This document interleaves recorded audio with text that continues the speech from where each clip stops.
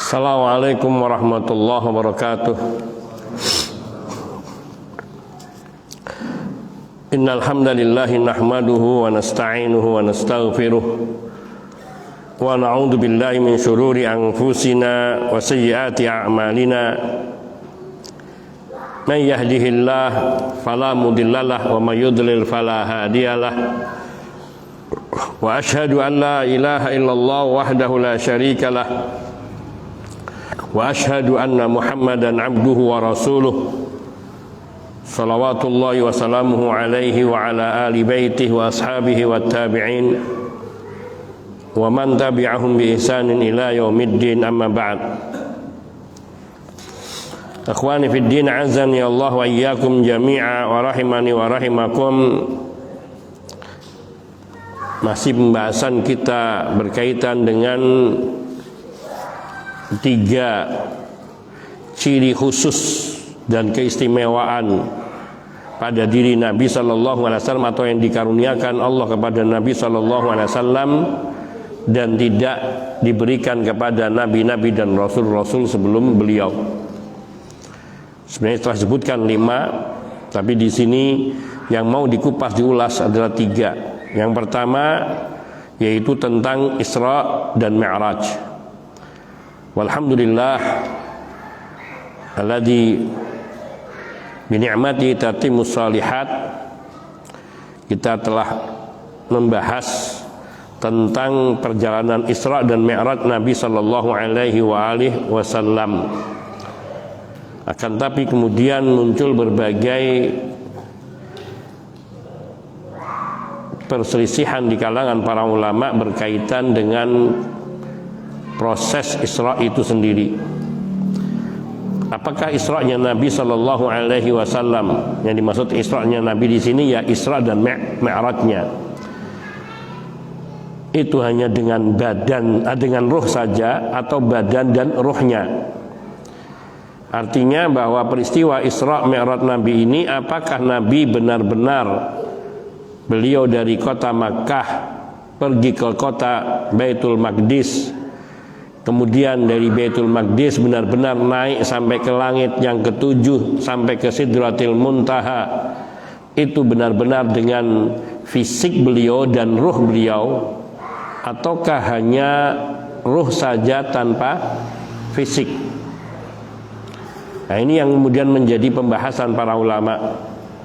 Hal ini kita sampaikan dan kita meyakini bahwa Isra dan Mi'rajnya Nabi sallallahu alaihi wasallam terjadi dengan fisik dan rohnya. Akan tapi kita akan sampaikan sedikit tentang perselisihan ini agar kita mengetahui bahwa ada pandangan-pandangan serupa itu di kalangan manusia. Namun kita tidak boleh berpaling dari yang utama dalam prinsip Ahlus Sunnah wal Jamaah, mengimani apa adanya sebagaimana dalil itu datang kepada kita dengan tidak mempertanyakan kaifiyahnya atau bagaimana tata caranya. Karena Allah Subhanahu wa taala Maha Kuasa, Maha Perkasa, mudah bagi Allah Subhanahu wa taala untuk mengendalikan alam ini dan juga mengatur segalanya.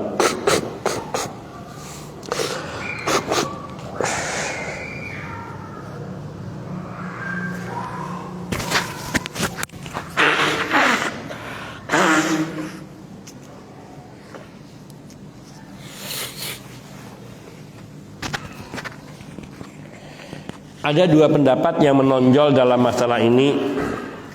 Namun tadi seperti yang kita katakan bahwa kebanyakan mayoritas para ulama mereka berpendapat bahwa Nabi sallallahu alaihi wasallam beliau melakukan Isra dan Mi'raj dengan badan dan ruhnya dalam keadaan sadar dan bukan dalam keadaan tidur atau mimpi. Karena itu juga muncul pemikiran-pemikiran serupa itu. Dalilnya, yakni ulama jumhur berdalilkan dengan firman Allah Subhanahu wa taala surat Al-Isra ayat 1. Allah tabaraka wa ta'ala berfirman, a'udzubillahi minasyaitonir rajim, bismillahirrahmanirrahim, subhanalladzi asra bi'abdihi lailan minal masjidil harami ilal masjidil aqsa alladzi barakna haulahu. Maha suci Allah yang telah memperjalankan hambanya bi'abdihi lailan di malam hari, minal masjidil harami dari masjidil haram, ilal masjidil aqsa sampai ke masjidil aqsa alladzi barakna haulahu yang kami berikan keberkahan atau kami berkahi sekitarnya, yaitu dengan ditumbuhkannya banyak tumbuh-tumbuhan dan pohon-pohon yang membuahkan buah yang beraneka macam. Tasbih di sini ucapan subhanalladzi, maha suci Allah. Artinya Allah Subhanahu wa taala mentasbihkan dirinya, mensucikan dirinya, dan tidaklah diungkapkan dengan kata-kata semacam ini, tasbih pensucian diri Allah Subhanahu wa taala, melainkan untuk perkara-perkara yang besar. Karena peristiwa Isra dan Mi'raj itu peristiwa yang besar, maka ungkapan awal ayatnya adalah dengan pernyataan subhanalladzi. Sehingga ini menunjukkan perkara yang besar. Kenapa? Karena perjalanan Nabi Shallallahu Alaihi Wasallam dari Masjidil Haram ke Masjidil Aqsa dalam kurang dari 1 malam. Karena beliau berangkat malam hari, tidak disebutkan, tapi kurang lebih ketika sudah masuki maghrib atau isya antara itu. Dan beliau ketika kembali sampai turun dari perjalanan langit 7 itu, sampai ketika beliau sampai di kota Makkah masih tersisa waktu malam, yaitu masih waktu fajar, belum berakhir waktu fajar. Dan ini perjalanan yang sangat agung. Maka sekiranya perjalanan ini hanya semata-mata dengan ruh saja, atau dalam keadaan Nabi tidur seperti seseorang tidur dan bermimpi, yang ia bisa pergi ke Amerika, bisa pergi ke Mekah, padahal dia di rumah, maka bukan peristiwa yang besar. Maka kalau itu bukan peristiwa besar, maka Allah tidak akan memulai firman-Nya dengan pernyataan subhanalladzi asra bi'abdi lailan. Tidak akan menyebutkan dengan mentasbihkan zatnya, mensucikan zatnya. Oleh karena itu Allah Subhanahu wa taala menegaskan dengan pernyataan subhana, maha suci Allah yang telah memperjalankan hambanya. Sehingga di sini menunjukkan bahwa peristiwa Isra dan Mi'raj ini terjadi dengan jasad dan ruh Nabi sallallahu alaihi wasallam. Itu pertama. Yang kedua, yang menjadi alasan bahwa Nabi di sini perjalanan Isra dan Mi'rajnya itu dengan badan dan ruhnya dalam keadaan sadar, yaitu karena kaum Quraisy mereka mendustakan kisah Nabi ini, mendustakan peristiwa ini yang diceritakan oleh Nabi SAW, apa yang beliau alami. Sehingga bahkan sebagian kaum muslimin tidak sedikit pula yang mereka kembali kepada agama nenek moyang mereka.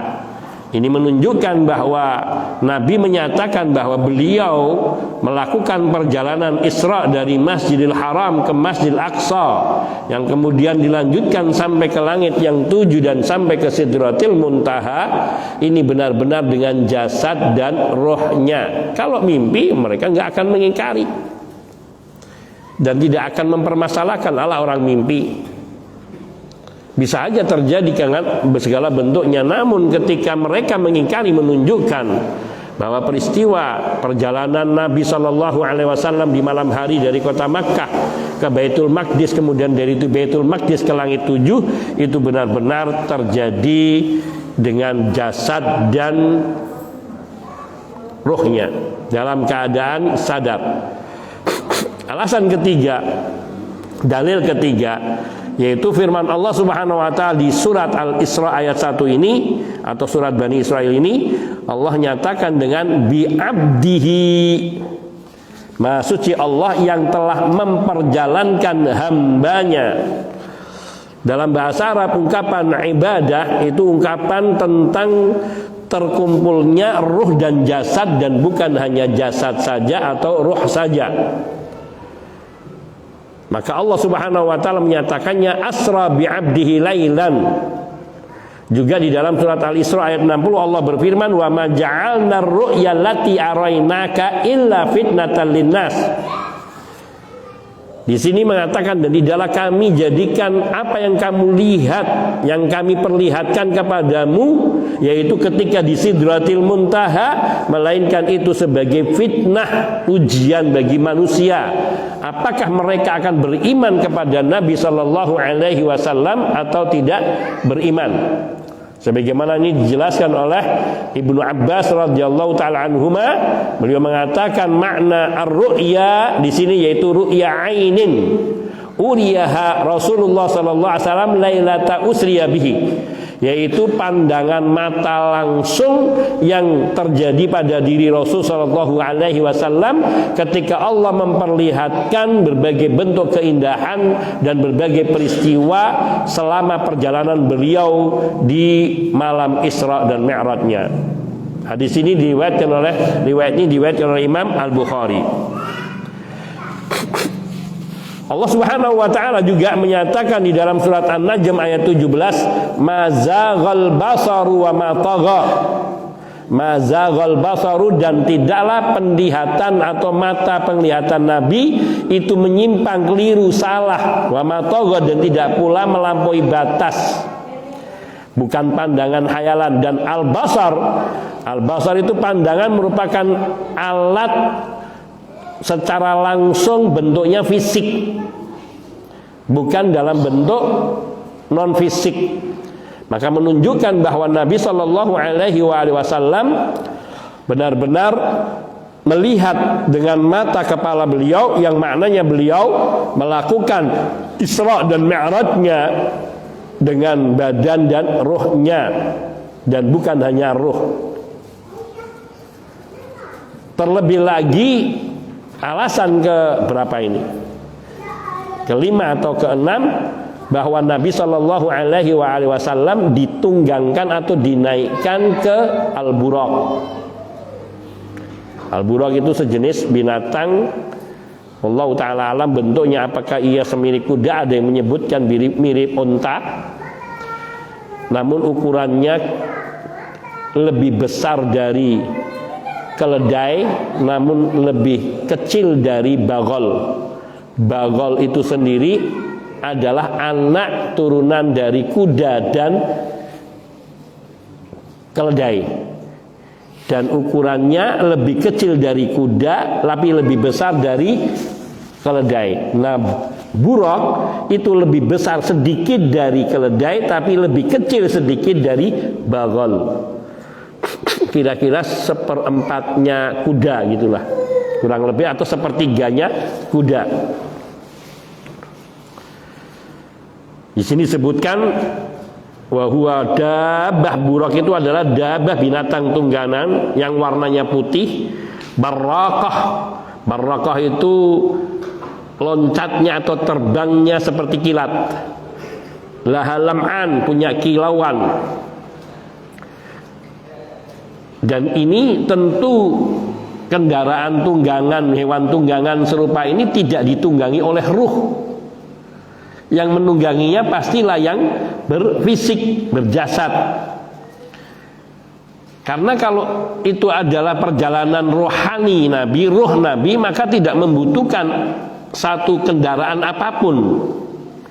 Sementara di sini ada buraq, sebagaimana tersebut dalam riwayat yang sahih, yang dijadikan sebagai tunggangan Nabi Sallallahu Alaihi Wasallam dari Baitullah Al-Haram sampai ke Baitul Maqdis, dan ditambatkan ke tiang batu yang juga dulu digunakan sebagai tambatan onta-onta dan kuda-kuda para nabi yang mereka sholat di Baitul Maqdis. Maka sungguhnya ini menunjukkan bukan ruh yang melaksanakan Isra dan Mi'raj, tetapi ruh dan jasad Nabi Shallallahu Alaihi Wasallam, karena ruh tidak membutuhkan itu. Dan inilah pendapat yang lebih kuat dan pendapat Ahlus Sunnah wal Jamaah. Para ulama sering menyebutkan perbedaan pendapat semerupa ini, meskipun yang satunya di luar pendapatnya Ahlus Sunnah wal Jamaah, dalam rangka menginformasikan, memberitakan kepada kita tentang adanya pandangan lain agar diwaspadai dan bukan dipandang sebagai satu perbandingan, bukan. Kadang orang memandangnya sebagai sebuah perbandingan sehingga terserahlah boleh ikut pendapat yang mana, tidak. Apalagi dalam perkara-perkara akidah, bahkan dalam perkara-perkara furuk pun, kalau itu sudah ada dalilnya yang tegas, maka tidak boleh berpaling dari yang tegas yang ada pada dalil. Maka di sini bahwa Ahlus Sunnah wal Jamaah berpegang dengan prinsip tadi bahwa peristiwa Isra dan Mi'raj Nabi Sallallahu Alaihi Wasallam terjadi dengan jasad dan roh Nabi Sallallahu Alaihi Wasallam. Mereka yang mengingkari, kita akan lihat pendapat yang lain, yaitu mengatakan bahwa Nabi diisrakan atau diperjalankan di malam hari, di malam Isra dan Mi'raj itu hanya dengan rohnya tanpa jasadnya. Ini bersumber dari perkataan Ibnu Ishaq yang meriwayatkannya dari Aisyah dan Muawiyah radhiyallahu ta'ala anhuma, dan juga dinukilkan dari Al Hasan Al Basri rahimahullah dan selainnya. Maka di sini yang harus diteliti, apakah riwayat ini benar-benar sahih dari mereka. Atau yang kedua, bila memang ini benar sahih dari mereka yang bersumber dari Aisyah dan Muawiyah radhiyallahu ta'ala anhuma, atau dinukilkan dari Al Hasan Al Basri, berarti memang ada perbedaan pandangan. Namun kebanyakan ketika ada perbedaan pandangan di kalangan para sahabat, maka yang paling mendekati kepada nas dan kepada dasar prinsip-prinsip kebenaran berdalil itu yang dipegangi. Walaisal murad bihadzal qaul annal Isra kana manaman. Yang dimaksudkan mereka bukan dalam keadaan tidur. Mereka berpendapat yang diisrakan adalah rohnya Nabi Sallallahu Alaihi Wasallam, namun bukan dalam keadaan tidur. Akan tetapi ruh itu sendiri yang diperjalankan oleh Allah Subhanahu wa taala dari Baitul Maqdis sampai ke dari Baitul Haram sampai ke Baitul Maqdis, dan dari Baitul Maqdis sampai ke langit yang ketujuh. Jadi di sini diisyaratkan bahwa roh Nabi lepas dari jasad Nabi Sallallahu Alaihi Wasallam, kemudian kembali lagi ke dalam jasad. Dan ini pandangan mereka, ini merupakan bagian dari kekhususan dan keistimewaan yang Allah berikan kepada Nabi Sallallahu Alaihi Wasallam, keluarnya ruh tapi tidak sampai meninggal dunia. Ini pandangan kedua.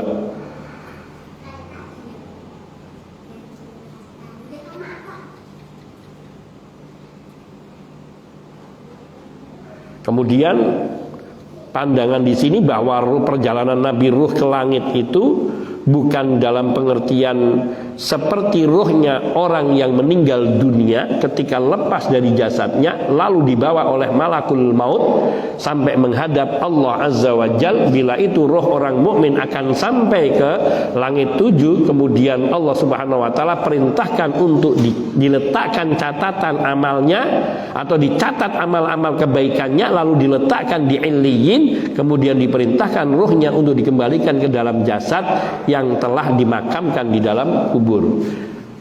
Nah, ini roh orang mukmin. Roh orang kafir maka tidak sampai ke langit pertama pun. Baru sampai di bawah langit pertama tidak dibukakan pintu langit oleh para malaikat penjaga. Nah, peristiwa Isra Nabi, bagi yang berpendapat bahwa Nabi melakukan perjalanan Isra dengan ruh saja, benar-benar dengan ruhnya, tapi tidak sebagaimana ruh orang yang meninggal dunia. Ini tidak lain. Dan yang dimaksudkan, sedangkan yang mereka berpandangan, dan ini ada juga yang berpandangan seperti ini, tapi bukan pandangan dari kaum salaf, yakni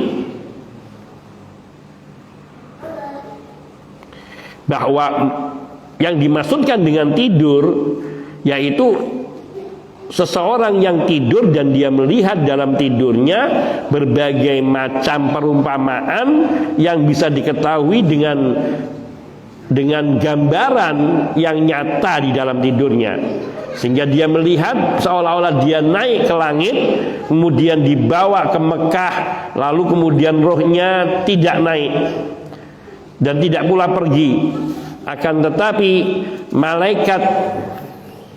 tetapi dia memiliki pandangan penglihatan yang bisa sampai yang ada di langit 1, langit 2, langit 3 sampai langit ke-7 sampai ke Sidratil Muntaha. Ini pandangan yang ketiga, yaitu yang memandang bahwa perjalanan Isra Nabi itu dalam tidur.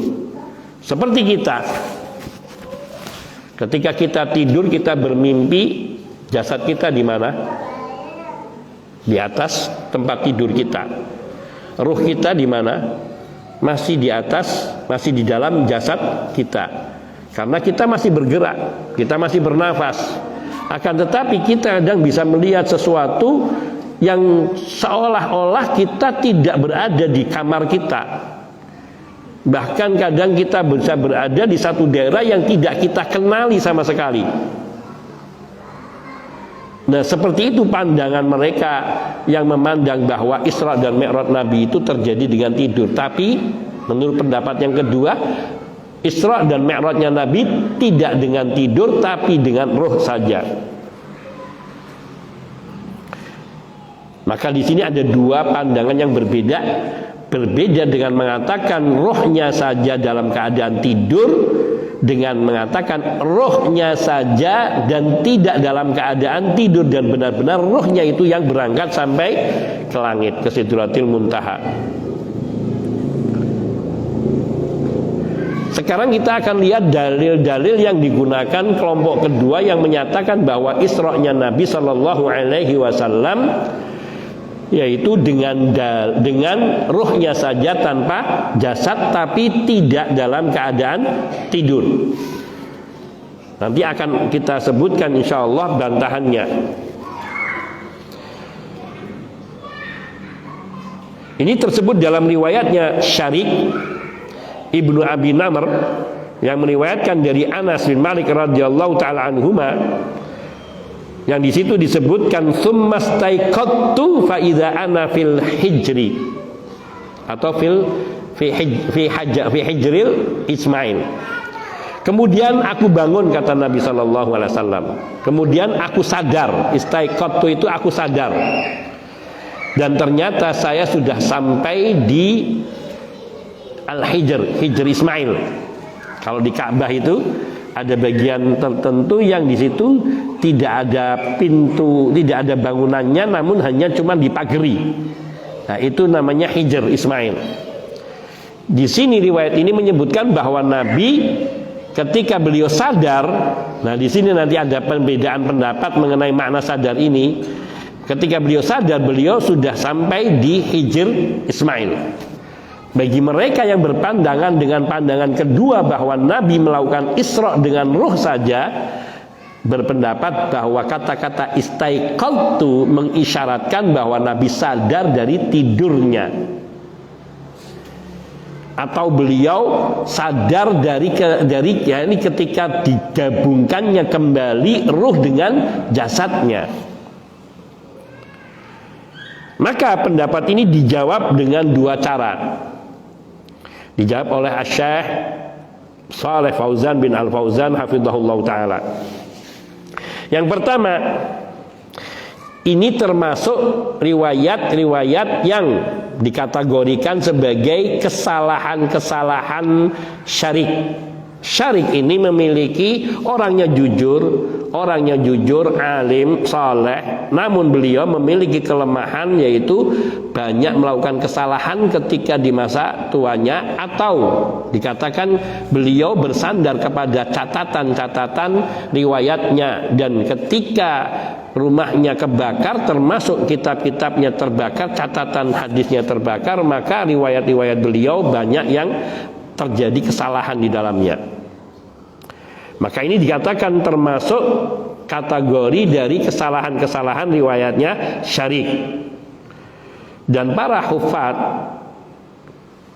hufadzul hadis, yakni para ulama hadis yang mereka dijuluki digelari dengan al-hafidh, dan mereka yang digelari dengan al-hafidh itu minimal hafal 100.000 hadis dengan sanadnya. Jadi tidak hanya matanya tapi dengan sanadnya. Itu minimal 100.000 hadis, maka baru bisa dikatakan sebagai hafidh. Kalau kita berapa? La ilaha illallah. Kita bisanya membaca kitab hadis. Para hufadz mengatakan bahwa Syarik di sini telah melakukan banyak kesalahan di dalam melafalkan hadis, terutama hadis-hadis Isra. Hadis-hadis Isra yang diriwayatkan oleh Syarik itu banyak kesalahannya. Maka di sini berarti hadisnya Syarik ini lemah, sehingga tidak bisa dijadikan hujjah. Cara kedua, annal istiqadha mahmulun 'alal intiqal min halin ila hal. Kata-kata istaiqadha, yastaiqidu atau istaiqadtu yang artinya aku sadar, ini tidak diartikan sadar dari pingsan seperti terlepasnya ruh dari jasad, tapi juga bisa dimaknai perpindahan satu keadaan kepada keadaan lain. Contoh, kita tidak tidur, kita naik mobil, tapi pandangan kita waktu itu terfokus kepada hal yang lain, sehingga tiba-tiba, loh kok sudah sampai. Nah itu juga dimaknai istaiqadha yastaiqidu.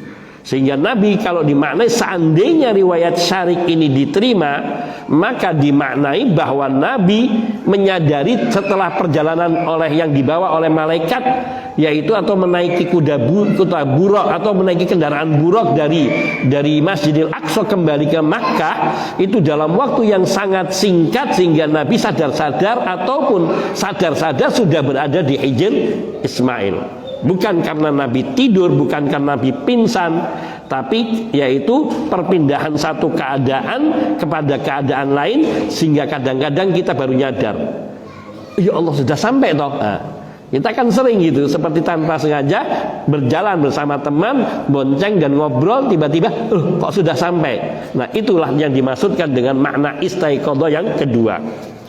Berkata Ibnu Katsir rahimahullahu taala, wa hadzal hamlu ahsan min at-taghlid wallahu alam. Mengartikan yang kedua ini, kata Ibnu Katsir rahimahullahu taala, lebih baik daripada menganggap bahwa Syarik banyak melakukan kesalahan di dalam riwayat ini.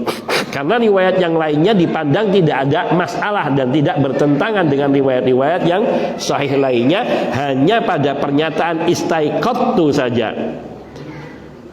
yakni summa istaiqadtu fa idza ana fil hijri, aku sadar-sadar sudah berada di Hijr Ismail. Maka makna aku sadar-sadar sudah berada di Hijr Ismail ini menunjukkan bukan Nabi bangun dari pingsannya atau ketika menyatunya kembali antara roh dengan jasad, namun itu adalah kesadaran dari satu keadaan kepada keadaan lainnya. Kemudian Ibnu Katsir rahimahullahu taala juga beliau mengatakan, wa nahnu la nunkir wuqu'a manamin qabla al-isra' tibqa ma waqa'a ba'da dzalik. Kita, kata beliau, tidak mengingkari kemungkinan terjadinya tidurnya Nabi sebelum peristiwa Isra, sebagaimana yang disebutkan terjadi, yakni Nabi tidur setelah atau ba'da tibqa ma waqa'a ba'da dzalika, sebagaimana yang dicocokkan terjadi setelah itu. Fa inna sallallahu alaihi wasallam kana la yara ru'ya illa ja'at mislu falakis subhi. Nabi Shallallahu Alaihi Wasallam beliau tidaklah bermimpi, melihat dalam mimpinya, melainkan mimpi itu datang seperti falakus subhi, cakrawala di waktu pagi. Itu mimpi yang dilihat oleh Nabi ketika beliau menerima wahyu. Mimpi itu seperti cakrawala di waktu pagi. Bahwa mungkin saja Nabi tidur sebelum peristiwa Isra dan Mi'raj. Wa qad taqaddama mithla hadza fi hadits Bad'il Wahyi, dan ini juga disebutkan oleh Imam Ibnu Katsir ketika berbicara tentang riwayat awal turunnya wahyu kepada Nabi sallallahu alaihi wasallam yang dinyatakan yaitu ketika itu Nabi dalam kondisi tidur dan beliau melihat yakni wahyu itu datang seperti cakrawala di waktu subuh. Yaitu Nabi sallallahu alaihi wasallam melihat apa yang beliau lihat dalam mimpi seperti apa yang terjadi dan dalam keadaan sadar yang sebelumnya beliau tidur. Jadi beliau melihat nyata tegas seolah-olah itu beliau tidak dalam keadaan tidur, padahal itu beliau dalam keadaan tidur. Itu peristiwa Nabi menerima wahyu pertama kali. Beliau tidur dan dalam keadaan tidur, namun ketika wahyu itu datang kepada Nabi sallallahu alaihi wasallam, beliau merasa seolah-olah sudah bangun dari tidur dan melihat apa yang beliau lihat itu dalam keadaan sadar, tanpa yakni tanpa beliau bangun dari tidurnya. Nah, bisa dipandang seperti itu. Liyakuna dzalika min babil irhas wa tawti'a wa tasbiti wal inas. Ini untuk lebih mendekatkan kepada penjelasan makna-makna riwayat-riwayat. Karena riwayat Syarik ini dipandang masih sahih karena beliau seorang perawi yang juga thiqah terpercaya. Sampai di sini penjelasannya, nanti kita lanjutkan setelah adzan, yaitu bahwa pendapat kedua yang menyatakan bahwa terjadinya Isra Nabi sallallahu alaihi wasallam dan Mi'rajnya adalah hanya dengan ruh tanpa jasad, ini pendapat ini lebih lemah dari pendapat yang pertama. Wallahu taala a'lam bishawab. Insyaallah kita akan bahas apakah Mi'raj Nabi itu terjadi berulang-ulang atau hanya sekali. Di sini juga ada perselisihan di antara ulama agar kita mengetahui, ada yang beberapa pendapat, ada yang mengatakan 1, 2 dan seterusnya, dan kita akan membahas itu insyaallah ba'da adzanil isya. Wa sallallahu wasallam ala nabiyina Muhammadin wa alihi wa sahbihi ajmain walhamdulillahi rabbil alamin.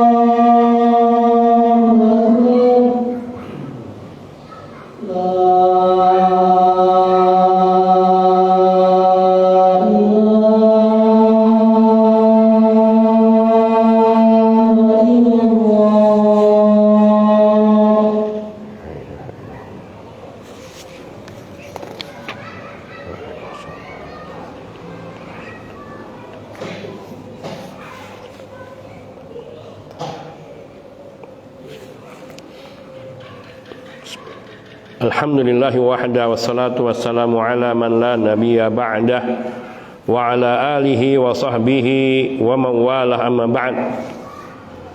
Ikhwani fid din, azani Allah wa iyyakum jami'a wa rahimani wa rahimakum. Kita memasuki pembahasan sub pembahasan yang kedua, yaitu hal takarrara al-mi'raj, apakah mi'raj terjadi berulang kali? Berkata Al-Hafidz Ibnu Katsir rahimahullahu ta'ala setelah beliau menyebutkan hadis-hadis yang membicarakan tentang Isra dan Mi'raj ini, beliau kemudian mengatakan, apabila kita temukan, kita tahu seluruh kumpulan tentang hadis-hadis Isra Mi'raj ini, baik yang sahih maupun yang hasan maupun yang dhaif, maka akan kita dapatkan inti dari pembahasan dari semua yang disebutkan dalam riwayat-riwayat itu, bahwa muttafaqat alaihi, bahwa yang disepakati di dalam semua riwayat itu Isra-nya Rasul sallallahu alaihi wasallam dari kota Makkah ke Baitul Maqdis, dan itu terjadi satu kali. Terjadi satu kali. Itu kalau kita gabungkan seluruhnya baru akan ketahuan di situ.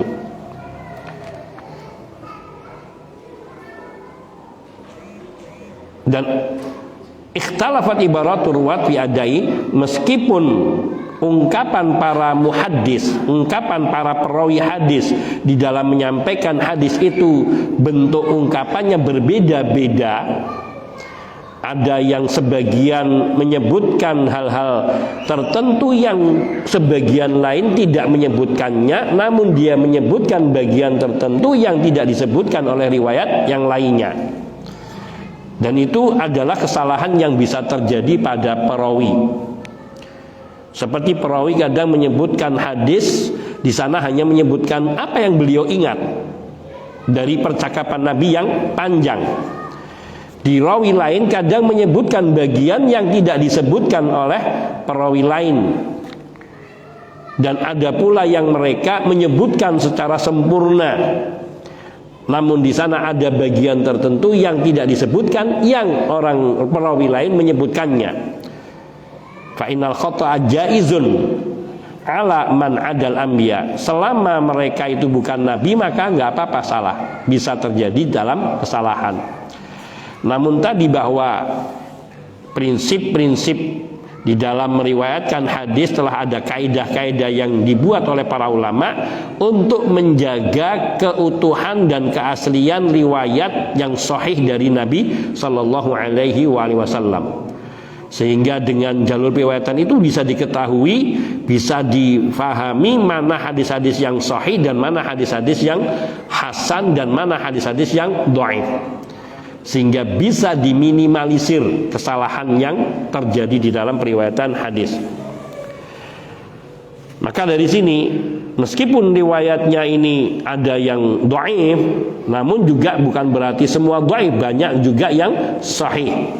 Sehingga seperti Syekh Al-Albani rahimahullahu ta'ala, beliau kadang meriwayatkan sebuah hadis, kemudian atau belum mendapatkan sebuah hadis, kemudian beliau teliti, lalu beliau katakan bahwa ungkapan tambahan dalam riwayat ini dhaif. Ungkapan tambahan dalam riwayat ini dhaif. Yani di dalam satu riwayat yang disebutkan ini ada ungkapan tambahan yang dianggap lemah. Dari mana taunya lemah? Yakni karena riwayat-riwayat yang sejenis yang lainnya tidak menyebutkan kata-kata ini, sedangkan yang menyebutkan kalimat tambahan di sini periwayatannya ada kelemahan. Sehingga penambahan kalimat di sini ketika diriwayatkan dari jalur periwayatan yang lemah, maka dia dinilai lemah. Tetapi tidak didhaifkan secara keseluruhan karena lafaz-lafaz yang lain tersebut di dalam hadis-hadis yang sahih maupun yang hasan. Mafhum? Bingung ya? Tapi nggak apa-apa, ini belajar ilmu hadis sedikit supaya kita tahu proses penyampaian hadis. Jadi sebuah hadis itu diriwayatkan dengan sahih bila Nabi SAW bersabda, didengar oleh seorang sahabat atau beberapa sahabat, yang kemudian masing-masing sahabat itu meriwayatkan kepada orang-orang lain yang berbeda dengan sahabat lainnya. Sahabat A meriwayatkan kepada muridnya, sahabat B punya murid sendiri yang bukan murid sahabat A, dan seterusnya. Nah, ini sehingga diriwayatkan dari jalur periwayatan yang banyak.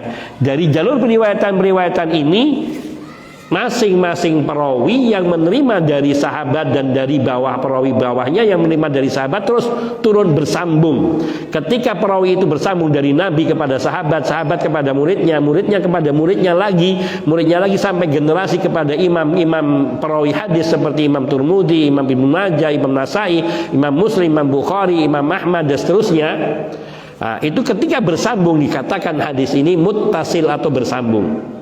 Namun bukan berarti semua perawinya bisa dipertanggungjawabkan. Nah, di sini diteliti muridnya sahabat ini bagaimana, muridnya tabiin ini gimana, muridnya dari guru ini gimana, disebutkan. Nah, kadang di antara satu perawi dengan perawi lainnya ada yang perawi di sini ada yang lemah. Ketika ada yang lemah karena hafalannya kurang, artinya suka salah, suka lupa, maka tidak bisa diterima hadisnya.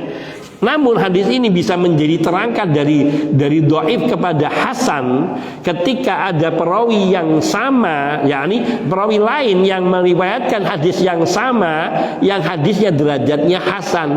Ini ada perawi juga, dia juga kadang lupa tapi kecil kelupaannya. Nah, di sini kok sama isi hadisnya dengan hadis yang di sini ada perawi yang lemah, maka hadis ini terangkat menjadi hasan, dan hasan ini, hadis yang hasan ini pun bisa menguatkan hadis yang dhaif tadi. Nah, kalau itu ada beberapa hadis maka menjadi kuat, bahkan bisa terangkat kepada derajat sahih. Apalagi ada hadis riwayat yang sahih.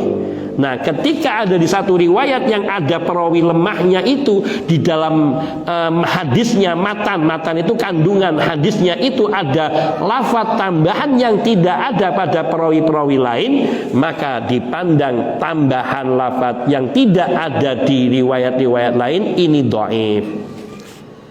Seperti contohnya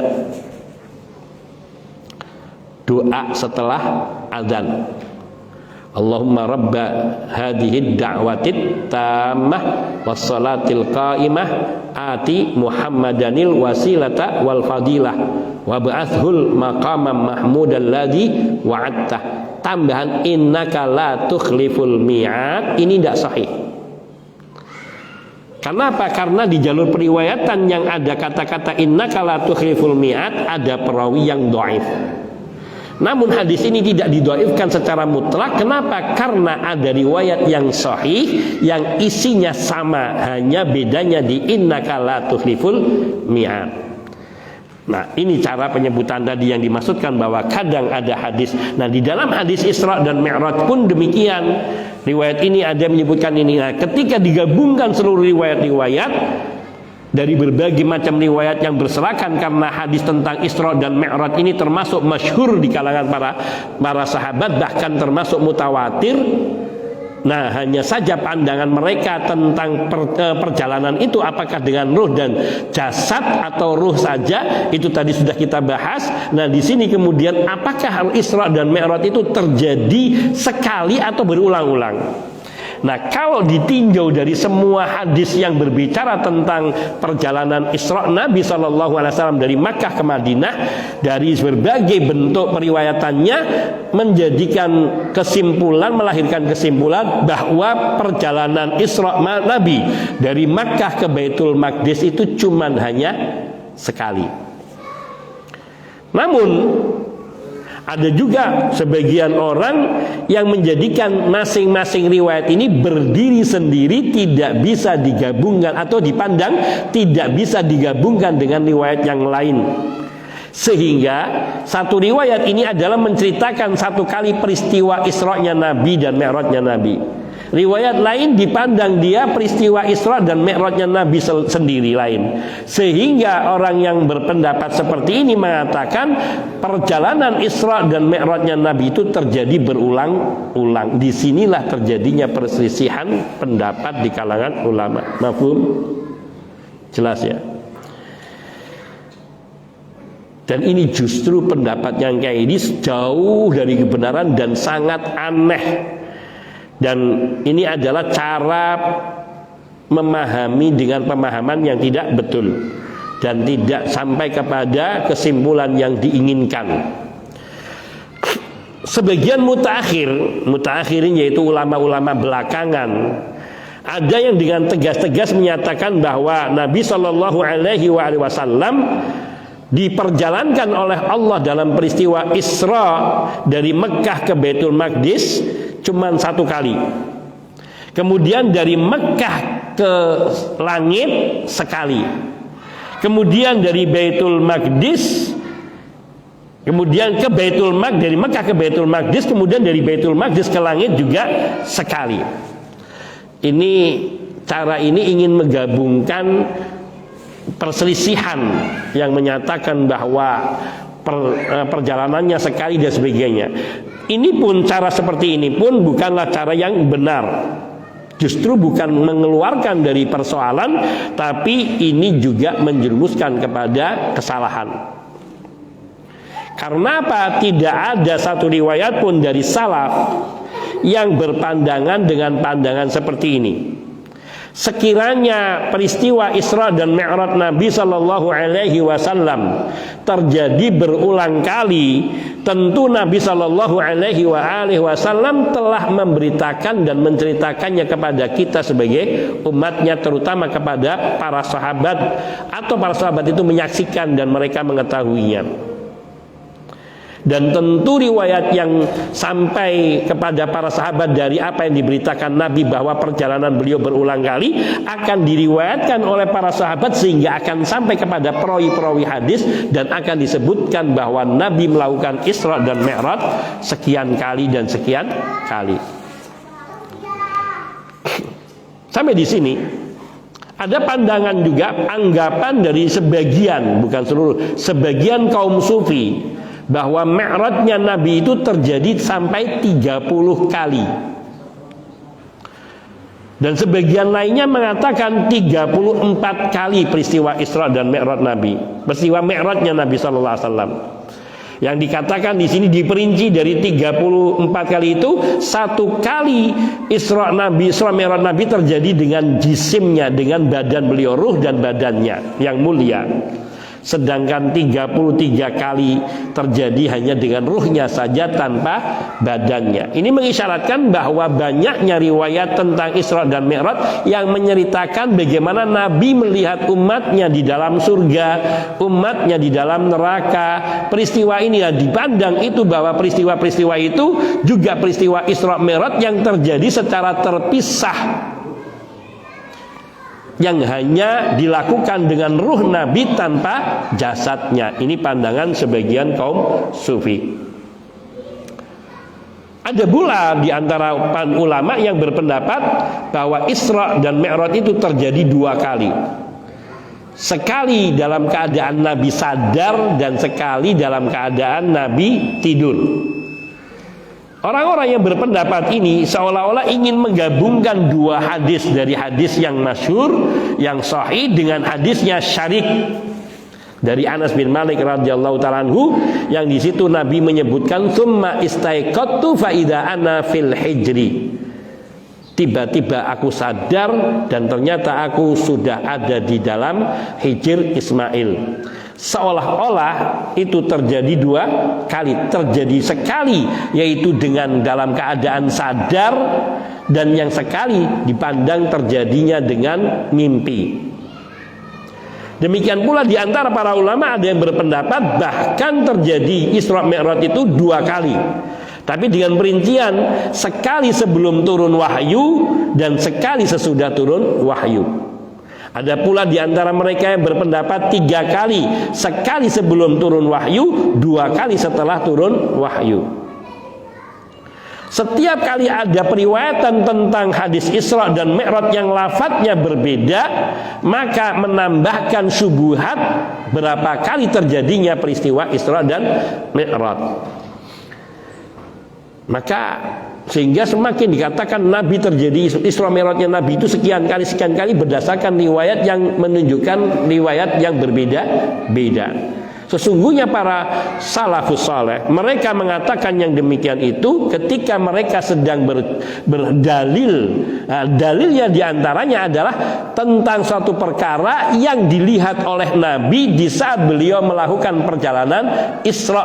Beliau ulama ini tidak sedang menceritakan peristiwa Isra dari alif sampai Z, alif sampai ya, akan tetapi beliau sedang menyebutkan tentang satu dalil yang itu terjadi dan dilihat oleh Nabi saat Nabi melaksanakan Isra.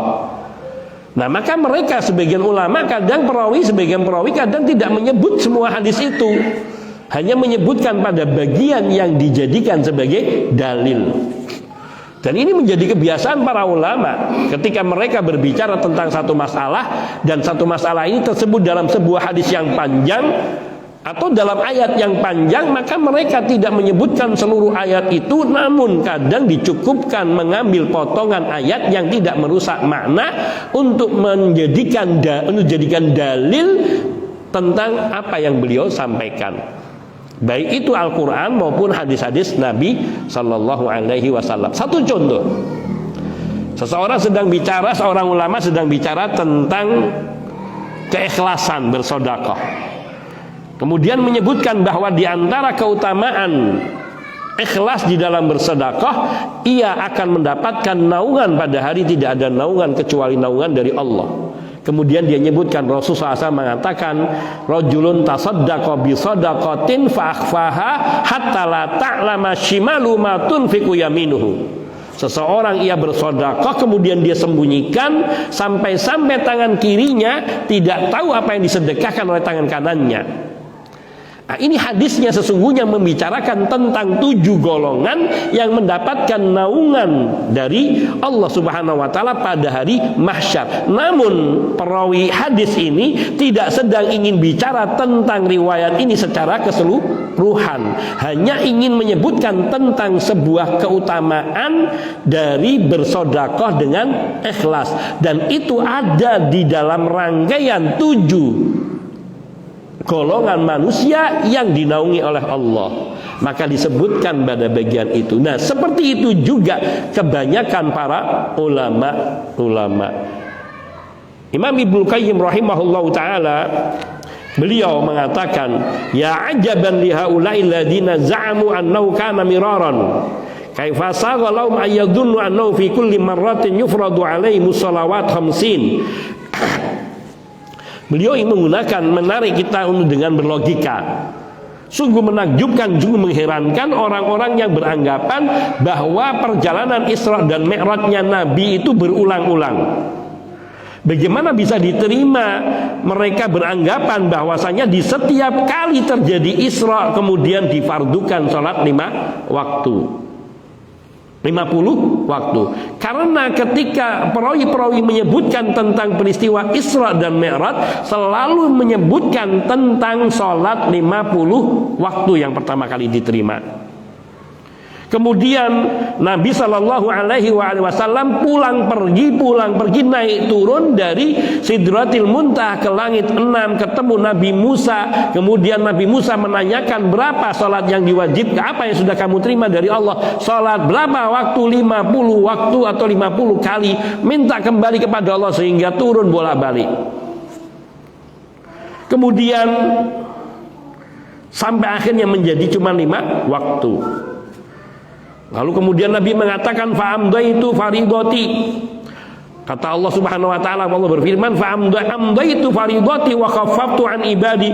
Aku telah tetapkan kewajibanku untuk umatmu dan aku ringankan yang 50 menjadi 5 untuk hamba-hambaku. Kemudian riwayat lain menyebutkan lalu juga menceritakan tentang peristiwa, yakni Nabi SAW bolak-balik dari langit ke-6 sampai ke Sidratil Muntaha, lalu kembali lagi dan bolak-balik, yakni bertemu Nabi Musa, yakni di riwayat yang berikutnya, sampai akhirnya dari 50 menjadi 5. Mana mungkin Nabi menerima wahyu yang serupa, sholat dari 50 waktu sampai menjadi 5, terjadi berulang-ulang dalam peristiwa-peristiwa Isra. Artinya nggak mungkin Nabi melakukan Isra pertama kali, di situ perjalanannya melihat ini, kemudian sampai kepada ataupun di langit pertama ketemu dengan ini, di riwayat lain ketemu dengan malaikat Nabi ini, berbeda-beda. Di sini melihat ini, di riwayat lain melihat ini. Namun di ujungnya selalu Nabi sampai kepada Sidratil Muntaha, menerima wahyu dari Allah Subhanahu wa taala, salat 50 waktu, kemudian turun melewati langit ke-6, dihadang oleh Nabi Musa, ditanyain kau menerima apa, dan itu semua ada pada riwayat-riwayat yang dianggap masing-masing terjadi Isra Mi'raj tersendiri. Bagaimana berkali-kali terjadi peristiwa Mi'raj Nabi ke langit dengan kasus yang berbeda-beda, namun di intinya Nabi menerima wahyu sholat 50 waktu sampai dikurangi menjadi 5 berulang kali. Tentu ini tidak masuk akal. Mafhum kan yang saya maksudkan? Tidak mungkin seperti misalnya saya datang berulang-ulang kali kepada seseorang yang kemudian dia menyampaikan pesan yang sama, kemudian saya datang lagi dia menyampaikan pesan yang sama yang saya belum lupa, dan datang lagi mengulang lagi. Itu tentu sesuatu yang mustahil, apalagi ini terkait dengan syariat sholat 5 waktu tadi yang awalnya Allah turunkan 50 kali, yang kemudian menjadi 5 kali, dan Allah telah meringankannya. Maka ini nggak mungkin. Berkata Ibnu Katsir rahimahullah taala. Nah, di sini kita yang seperti saya terangkan tadi, sebagian perawi tidak menyebutkan sebagian berita karena bisa jadi apa yang tidak disebutkan sudah diketahui oleh orang-orang, atau dia lupa terhadap peristiwa yang tidak dia ceritakan. Atau kadang-kadang seorang alim, seorang perawi, dia menyebutkan hal yang terpenting dalam peristiwa Isra Mi'raj itu yang dipandangnya. Atau dia kadang-kadang di kesempatan lain yabsutu taratan fayasukuhu kullahu, di kesempatan lain ada perawi yang menceritakan semuanya dari awal sampai akhir.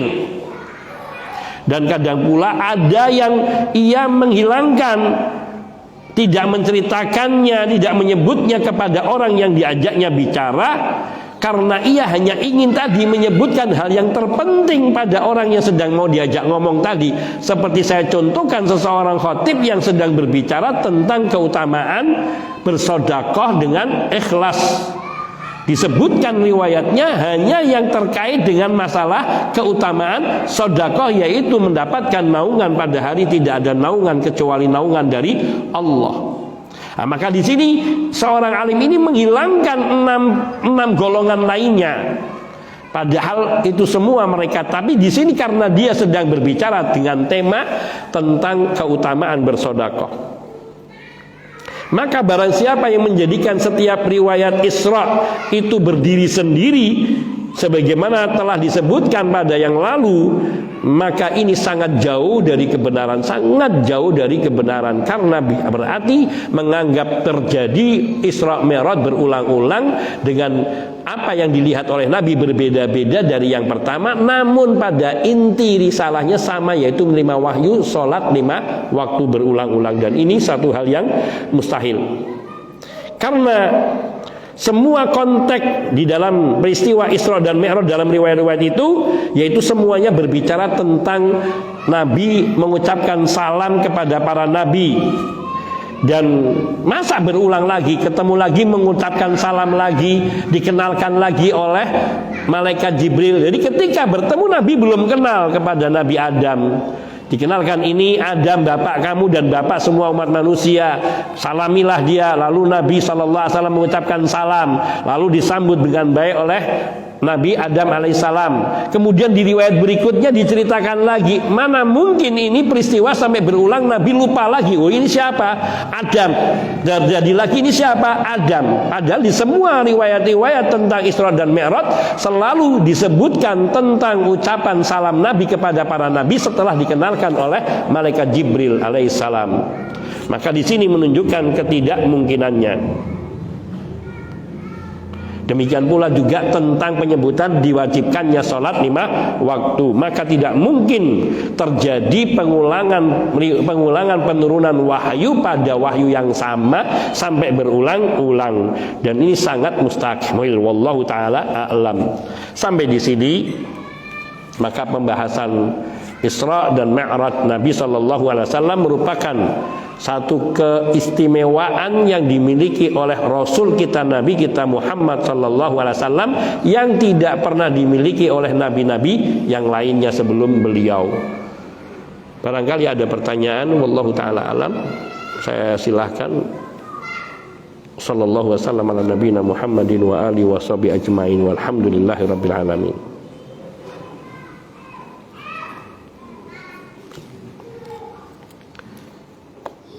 Baik, tidak ada.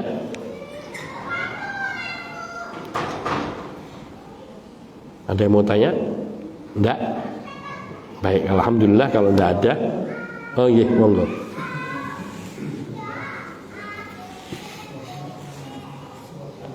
Nggih.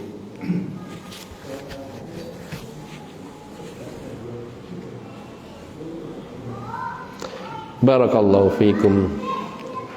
Bahwa sholat taraweh 11 dan 23 mana yang sahih?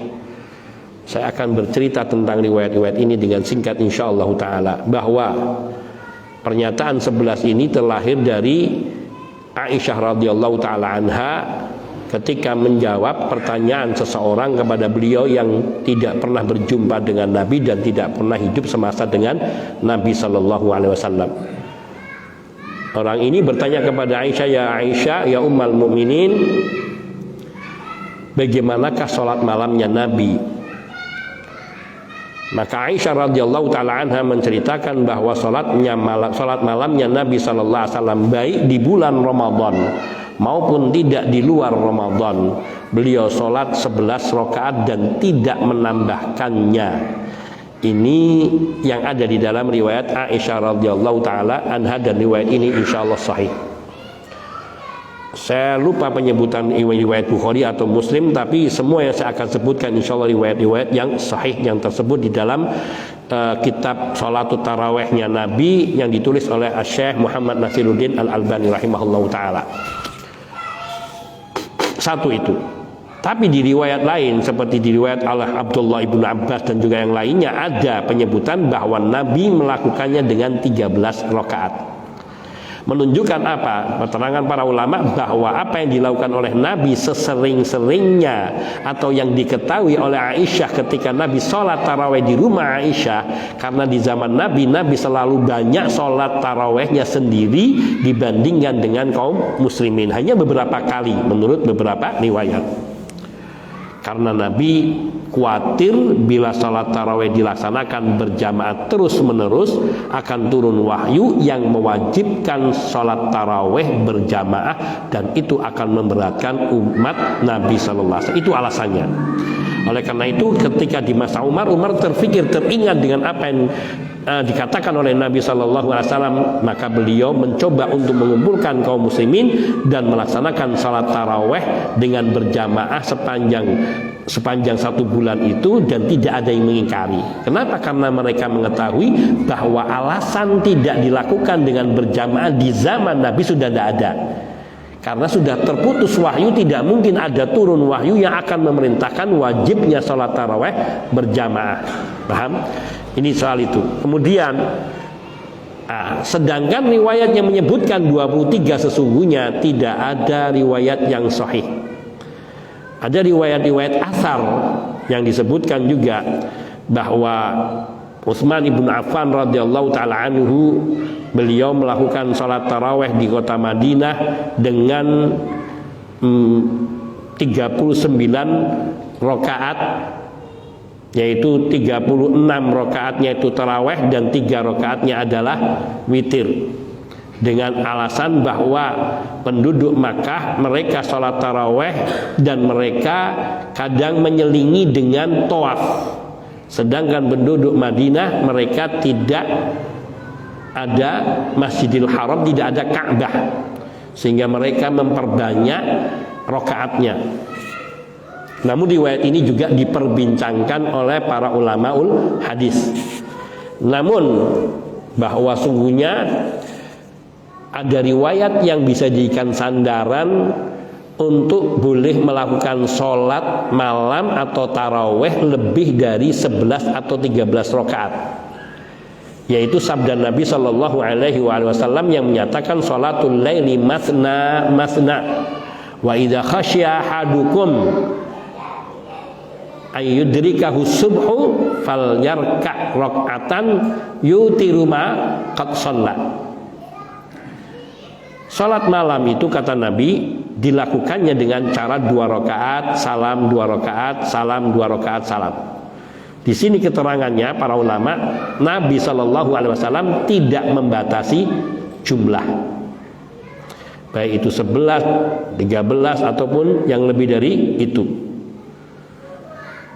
Dan Nabi mengatakan, dan apabila seorang di antara kamu khawatir kalau ia kedapatan waktu subuh karena lagi sholat kemudian kedapatan waktu subuh, maka lakukanlah 1 rakaat untuk mengganjilkan sholat-sholat yang telah dia kerjakan. Ini mengisyaratkan bahwa perkataan para ulama bahwa Nabi Shallallahu Alaihi Wasallam tidak membatasi jumlah rakaat sholat taraweh atau sholat malam.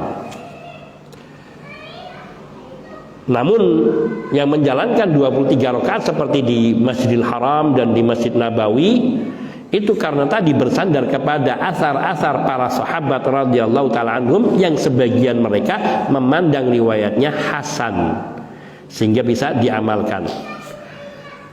Dan juga seperti perkataan Syekh Shalih Fauzan Al-Fauzan, yakni penulis kitab Al-Irsyad ini yang kita bahas di sini, beliau mengatakan bahwa sungguhnya Nabi melakukan sholat dengan 11 rakaat. Kalau kita mau menirunya itu lebih bagus, tapi dengan konsekuensi ya bacaannya yang panjang, berdirinya lama, yang mungkin 1 rakaatnya bisa 1 juz setengah atau lebih.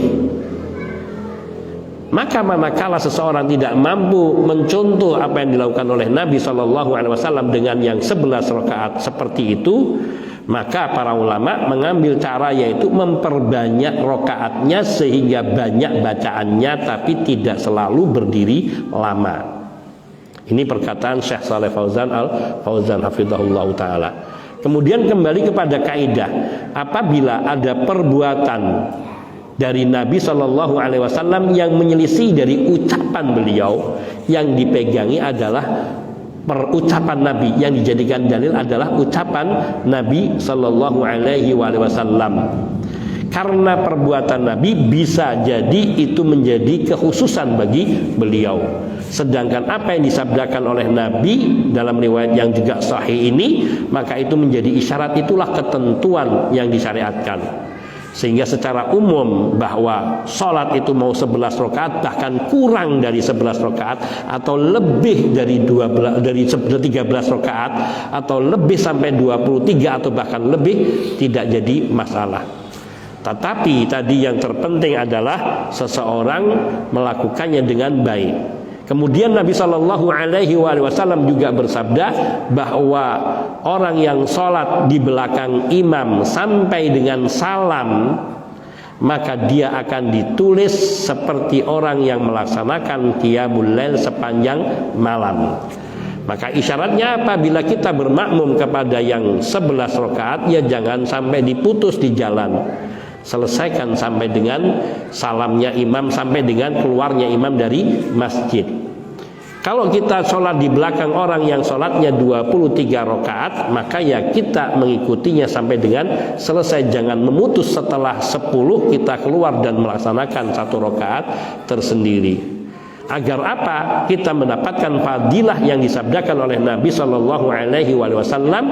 Barang siapa yang sholat di belakang imam sampai imam keluar, yakni sampai imam selesai, maka dia ditulis kutiba lahu ajru qiyami lailatin. Dia ditulis mendapatkan pahala seperti pahala orang yang bangun sepanjang malam. Maka di sini sebenarnya sebagian ulama seperti Syekh Abdul Aziz bin Abdullah bin Bas rahimahullah ta'ala, beliau mengatakan yang paling utama adalah mencontoh Nabi dengan 11 rakaat, karena itulah yang dilakukan oleh Nabi berulang-ulang. Dan itulah yang diisyaratkan dari perkataan Aisyah radhiyallahu ta'ala anha. Namun tadi bahwa sikap kita terhadap masalah ini bagi yang melakukan 2, 3 atau lebih atau kurang dari situ, maka tidak mengapa, karena bisa disandarkan kepada riwayat tadi yang mengatakan sholatul laili masna masna, sholat malam itu 2 rakaat 2 rakaat. Bila dia khawatir kedapatan waktu subuh, hendaknya dia bersegera melakukan 1 rakaat untuk mengganjilkan rakaat-rakaat yang sudah dia kerjakan. Hadza wallahu taala alam. Nggih.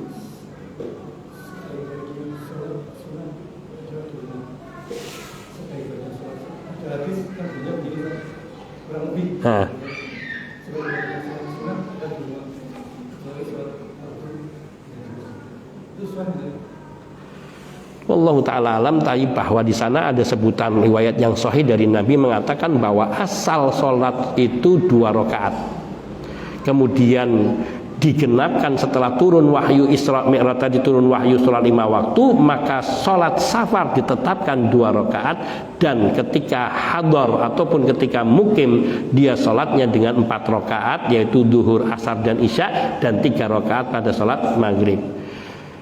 Dan memang tadi bahwa perkataan Nabi sholatul laili masna masna juga mengatakan sholatul nahari masna masna, bahwa sholat malam itu dilakukan 2 rakaat 2 rakaat, sholat siang juga dilakukan 2 rakaat 2 rakaat. Maka ini menjadi isyarat bahwa yang utama, yang bagus, sholat itu dilakukan dengan 2 rakaat salam 2 rakaat salam. Adapun hadis Aisyah radhiyallahu taala anha yang menyebutkan Nabi sallallahu alaihi wasallam sholat 11 rakaat, beliau sholat 4 rakaat, jangan kau tanyakan lamanya dan bagusnya bacaan sholat beliau. Perhatikan. Kemudian, nah di situ Aisyah mengatakan, kemudian Nabi sholat 4 rakaat lagi, yang jangan kau tanyakan bagusnya sholat beliau, panjangnya bacaan beliau. Artinya lamanya sholat berdirinya beliau. Kemudian, disebutkan kemudian Nabi sholat lagi 3 rakaat, yang jangan engkau tanyakan tentang bagusnya dan panjangnya bacaan beliau, namun lebih ringan dari yang pertama dan kedua.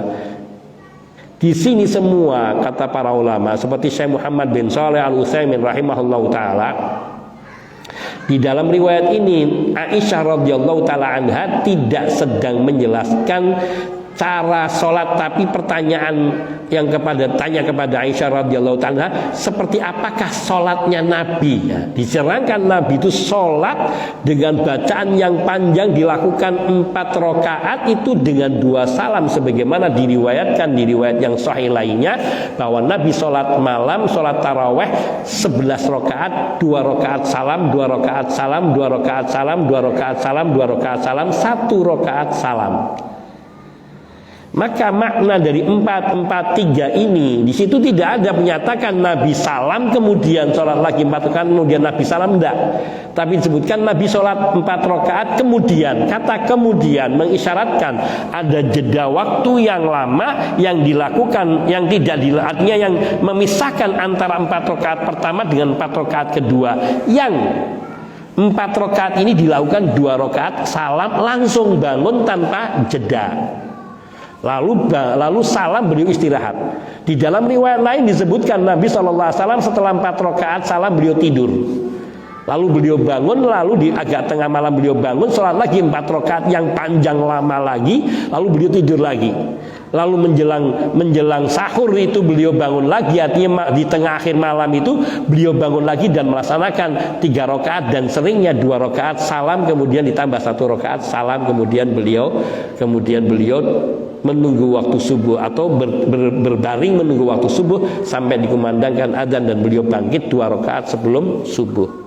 Mengisyaratkan ini semua bahwa pelaksanaan sholat malamnya Nabi Shallallahu Alaihi Wasallam dengan 2 rakaat, bahkan sampai witir pun yang dibolehkan melakukan dengan 3 rakaat 1 salam, kemudian 5 rakaat 1 salam, 7 rakaat 1 salam, dan 9 rakaat 1 salam. Itu hanya disampaikan Nabi dibolehkan, namun kebanyakan rakaat witir Nabi adalah 3 rakaat dengan cara 2-1. Hadza wallahu taala alam. Nggih.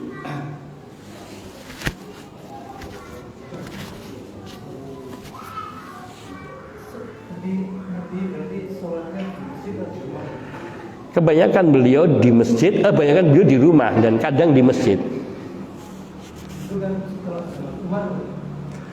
Mulai dilakukan dengan berturut-turut di masjid. Nah.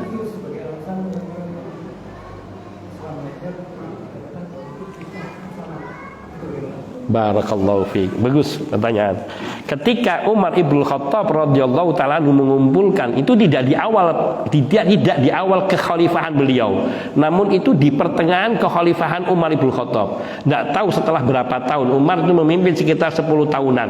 Tidak tahu di tahun keberapa. Namun di pertengahan kekhalifahan beliau berinisiatif mengumpulkan para sahabat di bawah imamnya Tamim Ad-Dari.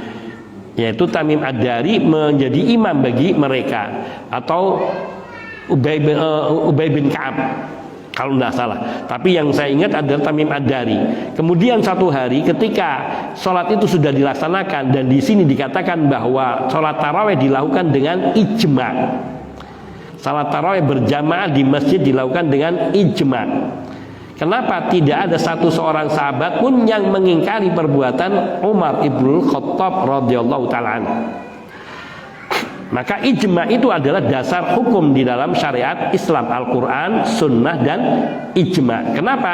Karena Nabi SAW mengatakan, la tajtami'u ummati ala dhalalatin. Umatku tidak akan bersatu di dalam kesesatan. Maknanya bila itu sesuatu yang tidak baik, tidak benar, atau itu bid'ah dalam pengertian bid'ah istilahiyah, pasti akan diingkari oleh meskipun hanya seorang sahabat. Namun ini tidak ada yang mengingkari. Dan satu lagi yang kedua, bahwa Nabi SAW telah pernah melakukan di masa hidup Nabi, yaitu sholat taraweh berjamaah. Ada riwayat yang menyebutkan, bahkan seingat saya kalau nggak salah, yaitu Nabi bahkan pernah melakukan 10 hari berturut-turut dengan berjamaah dengan kaum muslimin, tapi di 10 malam pertama, kadang di 10 malam terakhir. Dan kebanyakan Nabi melakukan sholatnya adalah sendiri-sendiri, yaitu sendiri. Hanya beberapa kali, atau termasuk diantaranya riwayat 2 atau 3 kali berturut-turut. Setelah itu Nabi tidak keluar dari rumahnya untuk sholat bersama kaum muslim, padahal yang sudah ngantri, sudah numpuk banyak. Kemudian esok paginya Nabi mengatakan, aku tahu apa yang kalian inginkan, kalian berkumpul tadi. Alasannya jelas, Nabi mengatakan, tidak ada yang menghalangi aku keluar untuk bersolat bersama kalian, selain aku khawatir kalau seandainya aku lakukan ini nanti turun wahyu. Jadi maksudnya terus menerus turun wahyu yang akan mewajibkan solat taraweh berjamaah, dan itu akan memberatkan umat. Ini alasannya. Maka Nabi SAW tidak melakukannya karena alasan ini. Dan itu bersandarkan dengan riwayat yang sahih dari Nabi SAW. Dan kemudian di sini Nabi banyak riwayat yang mengatakan, man qoma ramadhana imanan wa ihtisaban ghufira lahu ma taqaddama min dambi, sampai termasuk itu. Dan di antara juga riwayat yang menunjukkan bahwa man qoma ramadhan ini artinya barang siapa yang menghidupkan malam Ramadan dengan sholat bertaraweh. Dan yang mengisyaratkan dianjurkan berjamaah di riwayat mengatakan, man qoma ma'al imami hatta yansarifa radhiyallahu ta'ala anhu. Maka Umar Ibn Khattab yang saat itu berjalan dengan atau yang berjalan dengan Tamim Ad-Dari atau yang imamnya Zaid bin Sabit, saya lupa atau agak terbalik. Di situ beliau mengatakan, akan tetapi orang yang sholat di malam harinya atau di akhir malamnya sendiri di rumahnya itu lebih utama.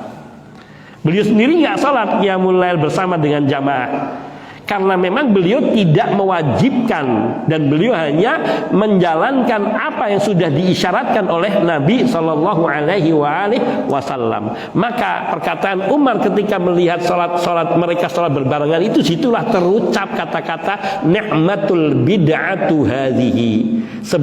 Bid'ah ini seperti ini. Nah, diterangkan oleh para ulama apa nikmatul bid'ah hadhi. Makna bid'ah di sini yaitu bid'ah yang dimaknai secara lugawi, secara linguistik atau secara bahasa, dan bukan dimaknai secara istilah atau ubudiyah atau syar'iyah. Karena makna bid'ah itu secara bahasa artinya hal yang baru, hal yang tidak ada amalan sebelumnya. Secara bahasa artinya hal yang baru, muhdats. Namun secara istilah, amalan yang dilakukan untuk bertakarrub kepada Allah yang tidak pernah dilakukan oleh Nabi atau diperintahkan atau dicontohkan, itu bid'ah secara syar'iyah. Nah, padahal Nabi sudah melaksanakan sholat taraweh dan beliau juga menganjurkan, maka tidak mungkin perkataan Umar ibn Khattab dipandang sebagai perkataan bid'ah dalam syar'iyah, karena syariat tidak pernah melarang, bahkan sudah memerintahkan dan mengamalkannya. Sehingga makna bid'ah di sini adalah bid'ah lugawiyah secara makna. Seperti juga perkataan as-sholatu itu secara lugawi, secara bahasa artinya berdoa. Kalau secara istilahi yaitu satu kegiatan tertentu khusus yang diawali, yakni yang terangkai dengan bacaan dan juga dengan gerakan, diawali dengan bacaan takbir, takbiratul ihram, dan diakhiri dengan ucapan salam. Ini sholat secara istilahi. Secara bahasanya sholat artinya apa? Doa. Sehingga boleh saya mengatakan saya mau sholat untuk kedua orang tua saya dalam pengertian secara bahasa, bukan dalam pengertian secara istilahi atau syariat. Nah, ini sehingga sesungguhnya mereka yang mensandarkan adanya bid'ah hasanah dengan perkataan Umar ibn Khattab radhiyallahu ta'ala serupa ini adalah batil atau tidak tepat. Karena Nabi mengatakan kullu bid'atin dhalalatun wa kullu dhalalatin finnar, dan tidak ada ungkapan lain dari makna bid'ah hasanah, bid'ah dhalalah, bid'ah mahmudah, bid'ah madmumah dari Nabi tidak ada. Bahkan Abdullah ibnu Umar radhiyallahu ta'ala anhu beliau mengatakan kullu bid'atin dhalalatun wa in ra'ahan nasu hasanatan. Semua bid'ah itu adalah sesat meskipun orang-orang menilainya adalah baik. Kita bisa menilai baik karena di dalamnya ada zikrullah, ada bacaan Quran, ada sholawat Nabi, dan hal-hal yang zikrullah seperti tasbih, tahmid, takbir, hauqalah dan sebagainya. Namun kebaikan-kebaikan yang kita dohirnya kita lihat itu baik tidak menunjukkan bahwa itu mesti benar. Karena apa?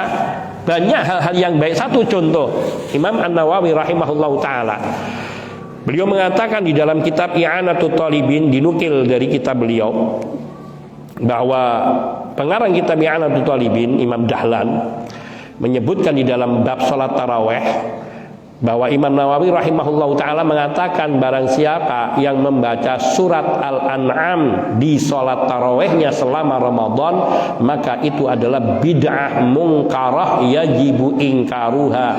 Itu adalah bid'ah yang mungkar yang wajib diingkari. Bayangkan surat Al-An'am, mana yang jelek dari surat Al-An'am? Surat Al-An'am ini surat ke-6. Mana jeleknya? Itu semuanya adalah ayat-ayat suci Allah, dan membacanya di dalam sholat taraweh sepanjang Ramadan itu dibid'ahkan dengan bid'ah mungkarah dan bukan bid'ah hasanah oleh Imam Nawawi. oleh Imam Nawawi rahimahullahu taala. Maka apa standar kalau ada bid'ah hasanah itu standarnya apa? Kalau ada bid'ah sayyi'ah itu standarnya yang kayak mana? Apakah setiap amalan yang baru diiringi dengan bacaan Quran ataupun dengan sholawat Nabi atau dzikir kemudian bisa dikatakan bid'ah hasanah? Tidak juga. Karena kalau itu terjadi dan dibenarkan, maka akan semakin bertambah syariat agama ini, sehingga akhirnya yang sunnah itu tenggelam dan yang muncul adalah semua yang bid'ah hasanah tadi. Sesungguhnya yang dari Nabi akhirnya tenggelam.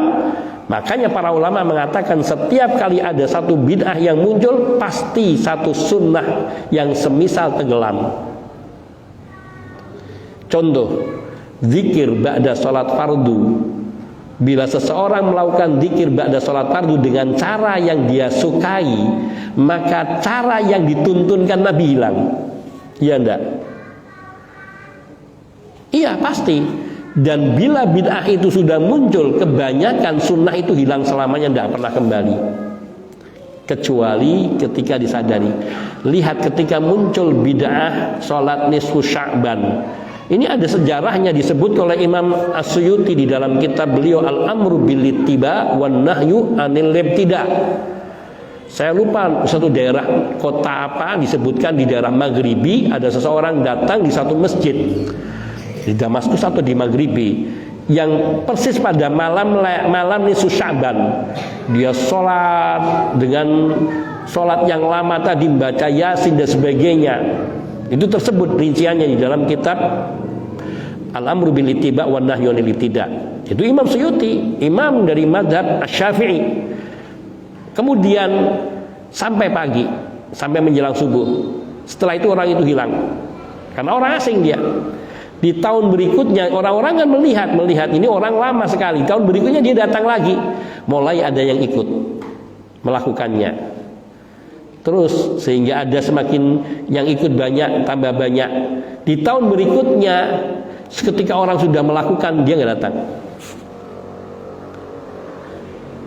Dan kemudian menyebar di berbagai kota, di berbagai negeri, sampai di negeri kita amalan-amalan ar-raghaib, sholatul raghaib, yaitu pada malam nisfu Sya'ban dan sebagainya. Kemudian muncul riwayat-riwayat yang semua disebutkan oleh para ulama adalah riwayat yang dhaifah dan kebanyakan maudhu bahkan hampir tidak ada riwayat-riwayat yang sahih, kecuali hanya 1-2, itu pun diperselisihkan oleh sebagian ulama. Hadza wallahu taala a'lam wa ahkam. Mungkin ini saja yang dapat saya sampaikan. Semoga apa yang kita sampaikan ini adalah menjadi pembelajaran buat kita. Tidak ada tujuan lain kita menyampaikan kecuali untuk an-nasihah, untuk kebenaran ilmu, dalam rangka kita menjaga kemurnian dan pengamalan yang benar dari yang dituntunkan oleh Nabi sallallahu alaihi wa alihi wasallam. Hadza minni wal afu minkum wa sallallahu wasallam ala nabiyyina Muhammadin wa alihi wa sahbihi ajma'in walhamdulillahi rabbil alamin. Subhanakallahumma bihamdika asyhadu an la ilaha illa anta astaghfiruka wa atubu ilaik. Assalamualaikum warahmatullahi wabarakatuh.